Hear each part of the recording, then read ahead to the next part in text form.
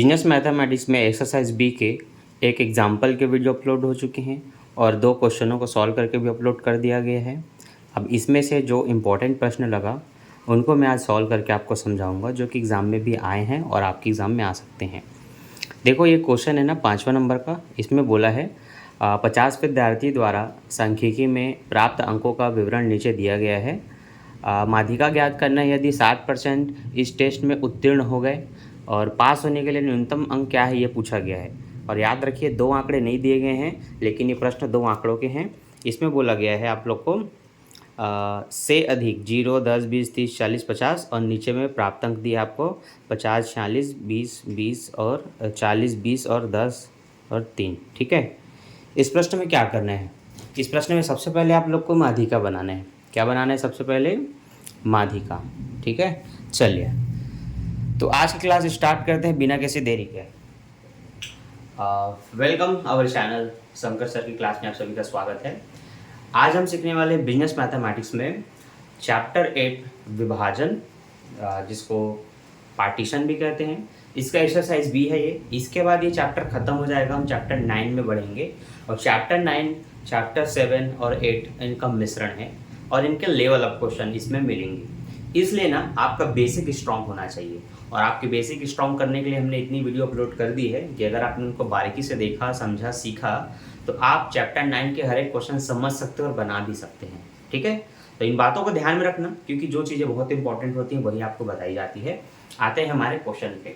ठीक है, एक बार मैं देख लूँ, ये ब्लर थोड़ी हो रहा है, क्लियर है? ठीक, ओके। सबसे पहले जब केवल 0, 10, 20, 30, 40, 50 दे करके बोले कि से अधिक ज्ञात कीजिए, तो ऐसे स्थान पर आपको क्या करना होता है? जितना पहला अंक लिखा है और दूसरा अंक लिखा है से अधिक, तो जैसे 0 के बाद 10 लिखा है तो 0 से अधिक क्या होगा? 10, 10 से अधिक क्या होगा? 20, 20 से अधिक क्या होगा? 30, 30 से अधिक क्या होगा? 40, 40 से अधिक 50। अधिकतम अंक तक आपको आना है। तो जैसे आपने देखा कि ऊपर में केवल 0, 10, 20, 30 दिया है और से अधिक लिखा हो, मोर देन, इंग्लिश में क्या लिखा हो? मोर देन, तब आपको लिखना है 0 से 10, ये आपको खुद बनाना पड़ता है। फिर आपको लिखना है 10 से 20, 20 से 30, 30 से 40, 40 से 50। ये अंक हम अपने से नहीं सोच रहे हैं, जो अंक आपको दिए जाते हैं 0, 10, 20, 30, 40, 50, उसी को यहाँ पर आपको जमा करके जोड़े के रूप में लिखना होता है। अब इसके बाद क्या करना होता है? फ्रीक्वेंसी जो नीचे दी गई है ना, उसको नए तरीके से बनाना होता है। ये जो पुराना फ्रीक्वेंसी दिया उसको नहीं लेके चलना है, ये हमने जो बनाया वो नया है। कैसे बना? तो आपने अगर क्वेश्चन को देखा होगा शुरू में, तो आप ये देखिए कि नीचे में क्या क्या मान था। नीचे में मान था आपका 50, 46, 40, 20, 10 और 3। तो सबसे पहले आपने लिखा 0 से 10, तो 0 का मान 50 है और 10 का मान 46 है। तो 50 और 46 50 और 46 को घटा दीजिए, तो 50 में 46 घटेगा ना तो 4 आएगा। तो जब आपने लिखा 0 से 10, तो आपको मान वहां पर 4 लिखना है।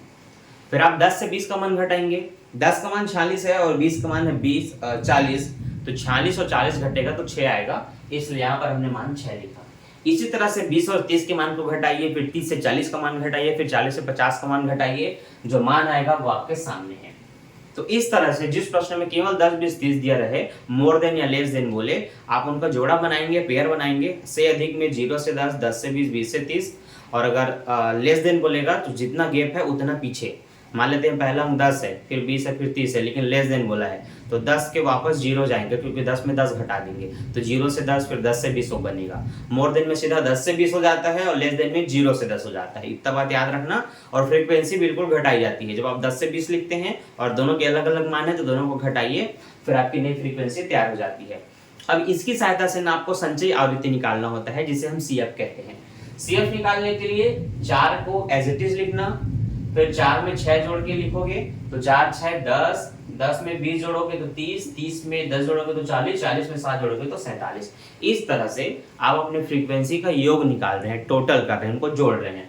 जब आपने वो कर लिया तो बस इसको क्या करना है? 2 से डिवाइड करना है और आपको एक मिडल वैल्यू जानना है। ठीक है, मिड वैल्यू जाननी है, इसके लिए आप उसको 2 से डिवाइड करते हैं। माध्यिका में ना यही होता है। ठीक है, मिडल में 2 से डिवाइड। 47 को 2 से आपने डिवाइड किया, 23.5 आया।